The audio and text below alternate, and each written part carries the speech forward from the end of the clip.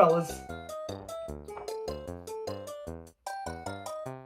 This is scary. You know, paper in itself is already a problem. Putting words on it for me to rehearse? Why? So you know what? I've come to the conclusion that is not going to be easy to clean up. But more importantly, that scripting and talking off a script is boring. Yeah, at least for the next 10 minutes or so, but rest assured, I have a backup plan. You see, a good wine never comes unprepared, which is why I have a tape I recorded here from 2 months ago. This is my parents' wedding tape, okay? I'm sure I didn't need that. Anyways, here's an unscripted video I recorded a couple months ago where I won about John Lennon. You're welcome. Yeah, you might. Hi there, this isn't the normal kind of video I do, mainly because I'm talking completely off the cuff. It is currently very hot in the middle of the evening. By the time I'm done talking, it'll probably be much later at night. And you know, with the time I have inside, there are many things I could do. I could listen to some great music, I could put on a good movie, I could eat bread. No, I'd rather have an aneurysm. Yeah, so a topic I don't see covered very often is John Lennon and Yoko Ono's experimental albums released in the late 60s and I believe it was early 70s. When did the wedding album release? I'm sorry that isn't like information off the top of my head. I'm not going to go out of my way to learn about the wedding album. It's the goddamn wedding album. This was a set of 3 albums released before John Lennon's amazing solo career, with albums like Imagine and That's the Only One I Own. And these 3 albums are very unlike anything that John Lennon had done before or after. John Lennon's a pretty famous guy. You might have heard of him. He was one of the Beatles. You know, the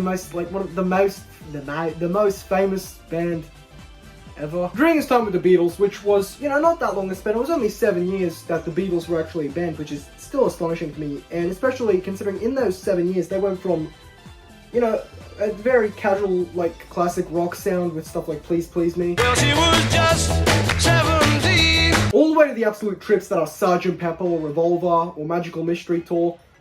They're very innovative. And it's insane to think that something like I Want to Hold Your Hand was only recorded around 3 years before Strawberry Fields Forever. If you didn't know any better, you'd think these were from the same band. It's scary. An experiment they did. There were specifically a lot of experimental tracks in their career, which kicked off really with Revolver. Stuff like Tomorrow Never Knows, the closing track on the album, is very experimental. It is not dying.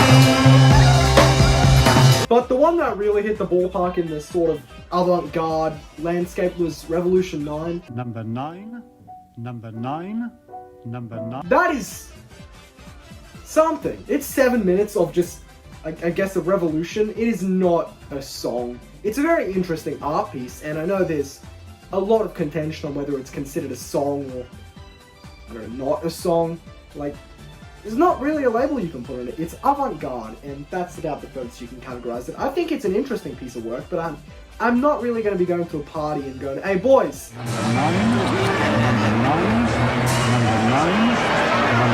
Like, it's just not that type of thing, and it obviously wasn't meant to be. But it did highlight something that a lot of critics pointed out at the time. The Beatles weren't afraid to do whatever the hell they wanted. John Lennon could literally sneeze into a mic for 4 minutes and it would become a hit single. It's the Beatles, okay? Like, they could get away with murder. The inverse, however, was not possible. But it's a very poor taste joke with John Lennon sitting right behind me. And that was very apparent right off the bat with their solo careers, interestingly enough. Most of the Beatles very much experimented with that sort of avant-garde style. George Harrison's Electronic Sound, released in May of 1969, very much showcases that. This is just George and his synthesizer, and it's definitely an album. It's not a good one. It's an album though. It's sort of revolutionary in a sense in that it brought that sort of synth pop sound, whatever you want to call it, to the mainstream. I wouldn't say directly to the mainstream. It wasn't, you know, charting anywhere because no one wants to buy into that. But it introduced a sound that hadn't been really heard before. And for that I respect it. Doesn't mean I'm going to listen to it anytime soon, but I respect it. But even before George Harrison's Electronic Sound, the first avant-garde sort of album released by any of the Beatles was Two Virgins by John Lennon and Yoko Ono. Sorry, that's its maiden name. Unfinished Music Volume 1, Two Virgins by John Lennon and Yoko Ono was released in November of 1968. And yeah, the actual art for the album is way too provocative for me to show on YouTube. It's John and Yoko standing nude. I'm just saying, someone definitely got off to that in 1968.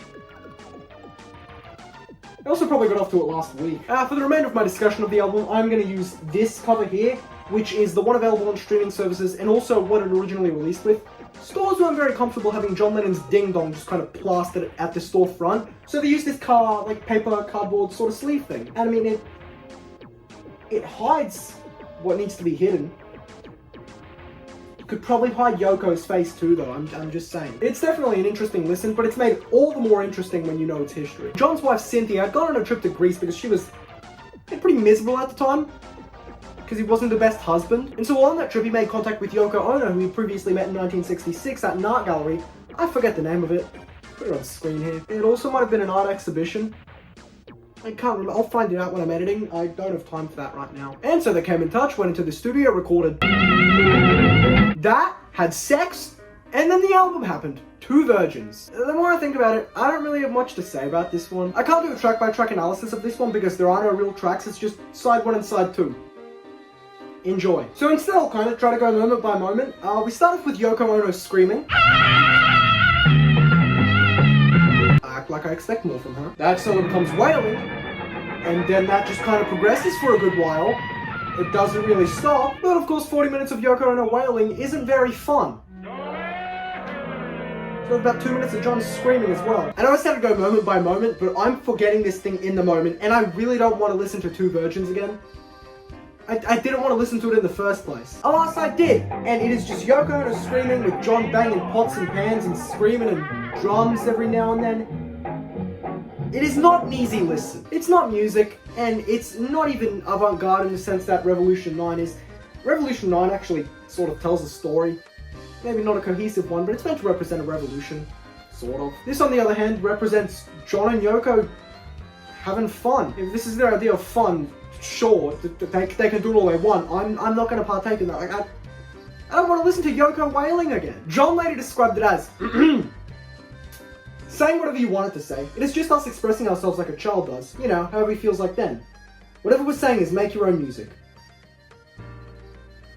He definitely made his own music. I respect this album for everything it is and dislike it for the very same reasons. It's not something you go out of your way to listen to. It's not something you go out of your way to analyze because it doesn't really represent anything. John said it himself. He expressed himself, whether creatively or just for the hell of it, is up to the listener. And in my eyes, it was for the hell of it. Now I'm probably going to get attacked for that a lot. Keep in mind I'm talking unscripted, so at the end of the day I'm just kind of talking out of my ass. Bottom line is, it's weird. It's 40 minutes of screaming, tape loops, and pop banging. There's nothing to really say about it. I do, however, want to note the bonus track on Reissues, Remember Love, which is a Yoko Ono acoustic song, and it's the nicest thing you'll hear on the entire album. It's not some amazing, beautiful track, but it's just a calm acoustic track, and it shows that Yoko does know how to write songs and make music that is actually pretty nice. It's just about remembering how delicate and important love is in life, and it's better than, classic. Speaking of classic, unfinished music number 2, Life with the Lions. This was again thought up by John very similarly to Two Virgins, where it was meant to be interpreted by the listener. So let's see what we have to interpret with our first track, a 26-minute piece titled Cambridge 1969. All 26 minutes of it is that. I really hope you appreciate what I do for these videos. Yeah, it is some of the most ear-grating shit I have heard in my entire life. I, sat there for the entirety of it, and within the first 30 seconds I just wanted it to end. But it went on for another 25.5 minutes, and the only thing that progressed was John's funky guitar feedback, whatever that is, and random noises whenever they felt like it. The people I feel worse for, though, are the ones that actually had to endure this in 1969. This was a live recording from Cambridge. Can you imagine seeing that? Like, Jesus, you're sitting there, you see John Lennon, you're like, oh my god, it's John Lennon. What's he gonna do? And then Yoko comes up on the mic and gives us the classic. I couldn't handle listening to it on Spotify. Seeing that shit live, I might have well just died. It is regarded as an avant-garde piece. No, it's not. If it symbolizes anything, it's that this album was doomed from the start.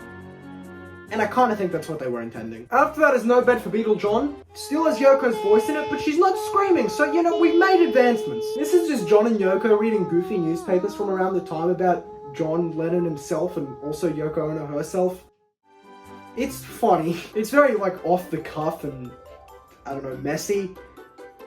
It's not, something I've listened to, but it's interesting. And I say interesting in a way that's far more respectful in that interest than something like Cambridge 1969, where that's interesting for the fact that it is E-grading f***ery.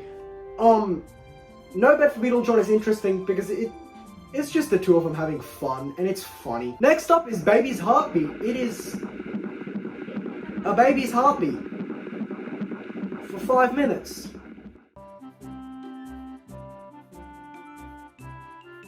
I give up, man. I give up. After that is 2 minutes silence. It is exactly what you think it is. It is 2 minutes of pure, peaceful, uninterrupted silence. And it is the best song on the album. The track that closes the album is Radio Play. 8 minutes of radio static with John and Yoko chirping in every now and then. I keep saying I have nothing to say, but it's because I truly have nothing to say. What do you want me to say about the radio static? Like, it's fucking radio static! Song for John is very similar in vein to Remember Love. It's just a nice little acoustic track done by Yoko dedicated to John. It's the best thing on the album. Not that the bar is that high, but it's nice. It's sweet, the lyrics are nice even if they're simple, and it's just a nice little track. Mulberry, on the other hand, is just more wailing. Why did I expect anything more? I do think Life with the Lines is a bit better than Two Virgins, only because there is more variation in the tracks. There is still that 20 or so minutes of Yoko wailing her soul out, but it's better. Not by much. These albums both still are god-awful, but they're interesting. And, like, for historical value, sure. That does only cover 2 albums, though. There was one more, unfortunately not Unfinished Music Volume 3. It's somehow worse. Like the title suggests, this was released for John and Yoko's wedding. Who knew that wailing would have connected them so much? There's only 2 tracks on this one, with the first one being John and Yoko. You know, you're already off to a good start when the track is 20 minutes long. Oh my god, my hair. This is what the weather does to you. It's killing me. I can barely breathe in here, and I don't want to turn the fan on, because that makes noise. Ugh. Who knew John and Yoko's experimental albums could put me through a second round of hell? Jesus Christ. This track is John and Yoko saying each other's names split through the left and right channel with their heartbeats in the background. I gotta say, it sure makes for an interesting listening experience. It might have been cool to listen to at the time. As it stands today, it's definitely 20 minutes of John and Yoko saying each other's names. And that's about the best you can say about it. John starts eating an apple towards the end. That was pretty funny. One hell of a track. It's not as bad as Cambridge 1969, but it was much harder to get through, because there isn't much development in it. Besides John eating that apple, that was really funny. The second side, again only one song, totaling about 20 minutes, is Amsterdam. This one is about 25 minutes long and is very clearly meant to reflect the Beds In for Peace protest they hosted in Amsterdam about a year earlier. If the name didn't give that away already, I don't know what will. It starts off with Yoko slowly saying the word peace in a very high-pitched voice, before bringing in these acoustic guitars and interviews from the Beds In for Peace protest. I'm forgetting what I'm saying. Nice one, me. This part might have noise reduction on, so sorry if it sounds funky. I need to cancel out the background noise. And if it doesn't have noise reduction, and then I just sound like a massive jackass. Anyways, as I was saying, it's definitely the most interesting track in any of these, because it actually has something to say. It's meant to symbolize peace in a way, even if it's a bit of a mess. You can still kind of tie that down to one general message, which is something that none of these tracks have been able to do yet. Like, No Bed for Beatle John symbolizes that there was no bed for Beatle John. Cool. And that is a complete history on John and Yoko's experimental albums released in the 60s. I am hot, sweaty, and never want to listen to Cambridge 1969 ever again. None of these albums are very good, especially when you compare it to something like Imagine or Plastic Ono Band. But they're not meant to be. John himself said this was just him and Yoko having fun. There wasn't an artistic direction behind it, or if there was, it was meant to be interpreted by the listener. Now, I could have done a much better interpretation here, provided I listened to any of these albums more than once, but I really don't want to do that. But hey, maybe there is some brilliant symbolism here, like, Yoko Ono should never use her diaphragm.